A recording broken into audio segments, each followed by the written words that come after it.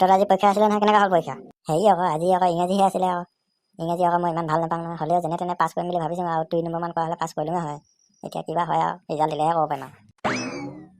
তোমাৰ বেলেগ কেনেকুৱা? মোৰ ভাল হৈছে, মই একদম পুৰা লিখি থৈ আহিছোঁ। 100ৰ ভিতৰত 2টা শূন্য পাম মই। 1টোহে পাবলৈ বাকী থাকিলে আৰু 1 নম্বৰ এটা কৰিবলৈ থাকি আহিলে নাই, সেইকাৰণে এতিয়া 0 2টা পাম আৰু 1টো নাপাম আৰু। তাৰমানে তোৰ পৰীক্ষা ইমান ভাল হৈছে যে 100ৰ ভিতৰত তই 0 2টা পাবি, 1টোহে নাপাওঁ।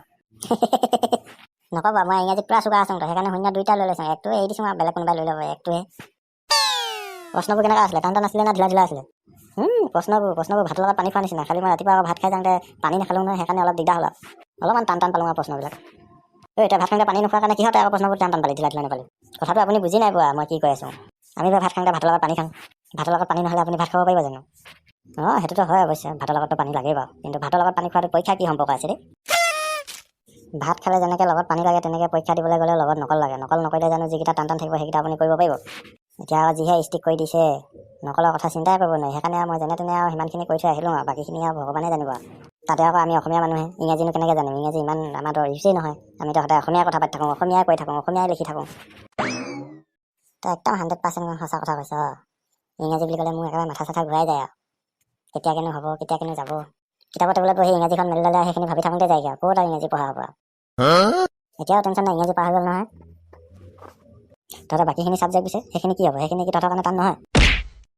বাকীকেইটা ছাবজেক্ট ইমান টান নহয়, হ'লেও অংকটো অলপমান টান আছে আৰু। অংকটো অলপ মাথা মাৰিব লগা হয়, হ'লেও চলি যাব অংকটো ইটো সিটো সংখ্যা মিলাই লিখি দিলে হৈ গ'ল। যি হয় হ'ব আৰু চোৱাবিলাকে গম পাব। তহঁতিয়ে জানিবি দেই কি পৰীক্ষা দিছ আৰু তহঁতি। আমিনো দিওঁতেনো মেট্ৰিক পৰীক্ষা দিছোঁ, এতিয়া আপুনি কিবা ভাবি লৈছে আকৌ। তহঁতকতো পৰীক্ষাৰ আগত কিতাপ পঢ়াই দেখি পোৱা নাছিলোঁ, য'তে ত'তে এনেকৈ ঘূৰি ফুৰাই দেখিছিলোঁ মই দিনত হ'লে ঘূৰি থাকোঁ, খালি ৰাতি হ'লে একদম পুৰা কিতাপ পঢ়ি থাকোঁ। ইয়াৰ বেটা কথা শুনি ৰাতি হ'লে পুৰা কিতাপ পঢ়ি থাকে, হেনো নাক বজাই শুই থাকে, কথা ক'ব আৰু। মই কিতাপৰ টেবুলত কিতাপ নপঢ়োঁ নহয়, ৰাতি সপোনতহে কিতাপ পঢ়োঁ, গম পাইছা?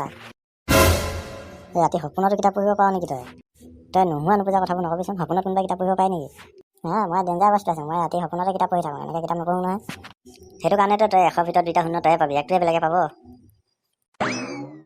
তহঁতিতো মেট্ৰিক দিছগৈ হওক নহওক, মইতো সিমানখিনি পঢ়িবলৈ নাপালোঁ। তহঁতক মই প্ৰশ্ন এটা দিম, তহঁতি কচোন। সোধক চিন্তাই নকৰিবা, আমি একেবাৰে উত্তৰ টপক দিম।